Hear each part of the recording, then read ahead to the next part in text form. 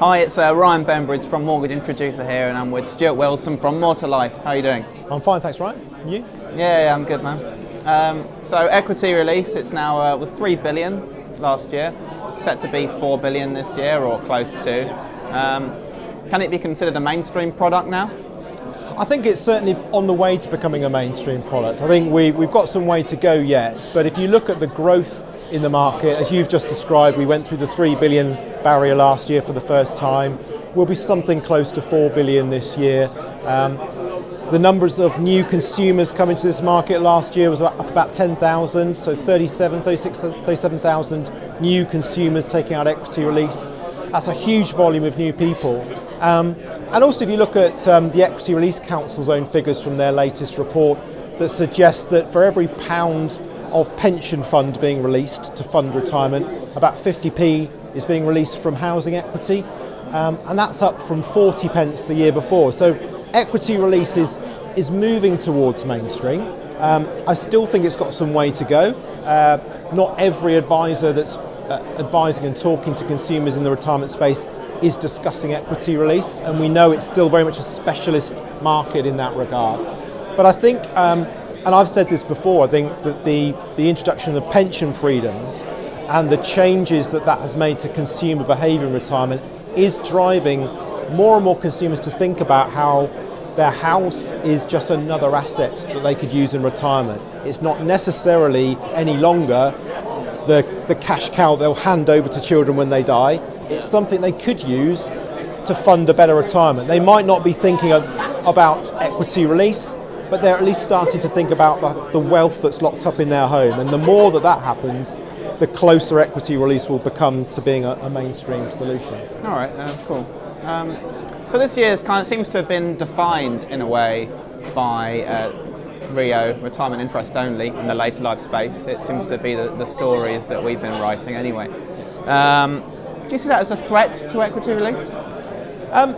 No, I don't actually. I think, Rio's, as a lender in the equity release space, More to Life doesn't offer a Rio product, but as a lender in the later life lending space, Rios are a really interesting innovation, right? So it means more choice for consumers. It's quite a different beast to a lifetime mortgage. There's the affordability aspect to a Rio, for example. So Rios appeal to certain types of clients in certain types of situations. They won't be for everyone, just as equity release isn't for everyone. I don't see it as a threat. I see it as adding more solutions, more options to consumers in the retirement space. At the moment, is there not a case of they're rather siloed right now? You either offer Rio and residential, or you offer equity release, and a lot of them advisors don't seem to offer both. Yeah, I think there's certainly a danger of that. Now that the FCA has mandated that you don't have to have advice on a Rio. Now at the moment, if you're taking out a Rio as a consumer, you'll be talking almost certainly to a mortgage advisor who's qualified in the residential mortgage space. They won't have to have equity release qualifications. They won't necessarily be talking about equity release product solutions, or they may well be signposting them. But I think you're right in the sense that there is probably more of a bridge to be built between those two. And there has been talk in the past of, they used to be called so-called hybrid products. They might be called, Leos, lifetime interest-only mortgages instead of Rios. That might catch on. But a product that allows a consumer some of the benefits of a roll-up traditional lifetime mortgage, but with the additional benefit of an interest-served portion on top, which will allow them to reach higher LTVs, and that might be more appropriate for consumers that are looking for a longer term style of borrowing. So no, I don't see Rios as a threat. I think it adds more choice to the market. Advice is still key though. It's absolutely crucial that consumers seek out specialist advice on these products.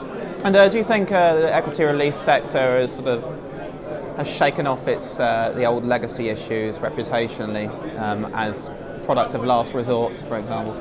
Yeah, I think by and large it has. I don't think again, as with your previous product question, I don't think it's quite there yet. Yeah. But I think certainly if I look back over the last 12, 24 months, the general consensus of press opinion around equity release has definitely changed for the positive. I still think you get the odd stories. We've seen those reports appear on the BBC and the PRA investigations into things like the no negative equity guarantee. That can't help, can it? That can't help. I think some of those arguments probably went over the heads of consumers. They were too cerebral and too detailed in terms of what they were aiming at, but they still, I think, might cast some doubt in the minds of consumers who might already be slightly nervous about equity release. But much of that comes down to education. I think we are seeing better information and education around equity release than we've ever seen before. I think the press are generally more positive around equity release, which is helping with consumers. Of course, you've also got the other issue where people who took out an equity release product years ago had them at a higher rate, and often they've got high early repayment charges. That's another challenge, isn't it, that to sort of keep the coverage positive. Absolutely, because some of those consumers will be seeing rates today which are much lower than the ones they were that were around when they bought their initial loan or took out their initial loan. So they're looking to rebroke, but finding they might not be able to do that without a substantial charge. Now, I think that was just the nature of the market 5-10 years ago. The market's moved on.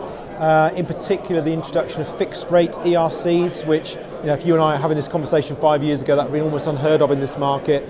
Today, around about half of the products available on the market have a fixed rate ERC, and I think that trend will continue. And I think what that brings with it is more certainty. I mean, there are pros and cons to both, actually.